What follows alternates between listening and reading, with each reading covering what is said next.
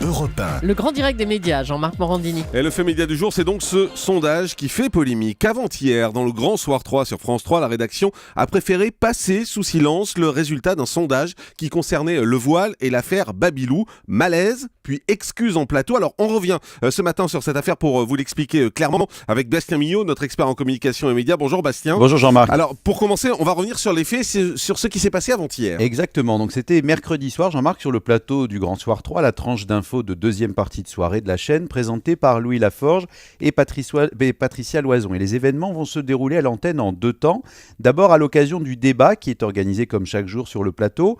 Mercredi, il était effectivement question, comme vous le rappeliez, de l'affaire de la crèche Babilou. Vous savez, cette crèche dans laquelle une salariée qui portait le voile a été licenciée. Il y a donc deux intervenants sur le plateau pour en parler. Et comme chaque soir, on sollicite l'avis des téléspectateurs puisqu'ils sont invités à se rendre sur le site france-tv-info.fr pour voter en ligne, comme ça se passe d'ailleurs sur de nombreuses chaînes. Alors ce jour-là, la question était assez polémique. Elle était, je vous la livre en entier, être licencié de son travail à cause du port du voile, cela vous choque-t-il? Et au moment où Louis Laforge s'apprête à révéler, comme tous les jours, le résultat de cette question en ligne, qui n'a, rappelons-le Jean-Marc, pas de valeur de sondage, eh bien le présentateur va être stoppé dans son élan, ce qui va donner un étrange sentiment de flottement à l'antenne en direct. Je vous propose de l'écouter. À propos de licenciement, j'aimerais vous donner la réponse à la question. Je ne vous donne pas la réponse à la question parce que nous ne l'avons pas encore. Il y a énormément de votants ce soir. Mais il y a déjà beaucoup de sondages qui avaient été faits et d'enquêtes d'opinion sur le sujet. Je donnerai le chiffre tout à l'heure. Voilà, vrai malaise en plateau. Oui, vrai malaise, et en écoutant l'extrait, on se rend bien compte que quelqu'un, sans doute le rédacteur en chef du journal ou bien un autre membre de la direction de l'information de France 3, parle sans doute à l'oreillette de Louis Laforge pour lui déconseiller de dévoiler le score en direct, d'où le trouble du présentateur. Et il faudra donc attendre plusieurs minutes et quasiment la fin du Grand Soir 3 pour avoir les explications. C'est Patricia Loison, l'autre présentatrice, qui va s'en charger et elle va justifier cette décision éditoriale. Écoutez-la. Juste une info pour nos téléspectateurs, Louis, vous n'avez pas pu donner tout à l'heure la réponse à la question du Grand Soir 3 qui était être licencié pour port du voile au travail. Cela vous concerne-t-il? Cela vous choque-t-il? Nous n'avons pas pu donner la réponse à la question à cause d'une activité anormale ce soir sur le site de France TV Info. Oui, qui ressemble en gros à du piratage. Voilà, piratage, Oui. C'est le mot qui est lâché. Et le mot est lâché, vous venez de l'entendre, en employant ce mot piratage, Louis Laforge évoque un phénomène qui est à la fois rare et grave dans un journal télévisé, puisqu'il peut évidemment fausser le résultat d'une question en ligne qui est censée donner un reflet, pas forcément totalement exact évidemment, mais de l'opinion.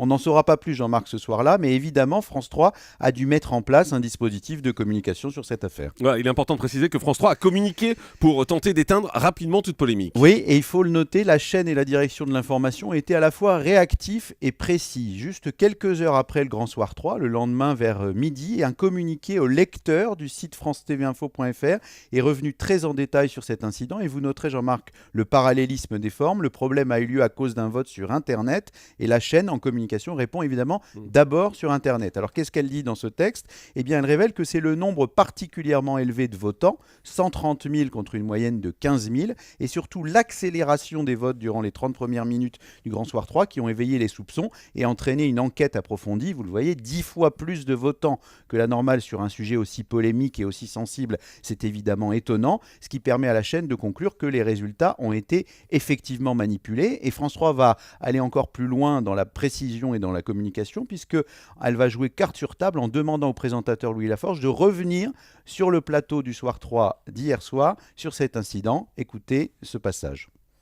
Et à propos de la question d'hier dont nous n'avons pas donné la réponse à l'antenne, sachez que la direction de la rédaction de France 3 a considéré que le nombre particulièrement élevé de votants, 130 000 contre une moyenne quotidienne de 15 000, et surtout l'accélération des votes pendant 30 minutes à l'heure du Grand Soir 3 était suspect. Cela méritait donc une enquête approfondie. Eh bien, conclusion de l'enquête, les résultats ont effectivement été manipulés. Hier soir, nos services ont fait le nécessaire pour que cela ne se reproduise plus.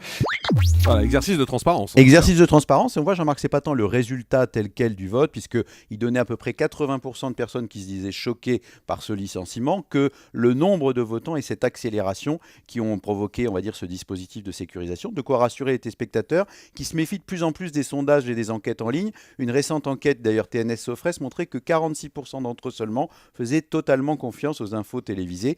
Raison de plus pour souligner ce matin le professionnalisme des équipes de l'info de la 3 à l'heure des emballements médiatiques et de la discipline de l'info instantanée. Et la dictature de l'info instantanée, Jean-Marc, ça méritait évidemment un coup de chapeau. Effectivement, et puis une enquête qui prouve qu'on ne peut pas faire confiance aux enquêtes, ça mérite un coup de chapeau également.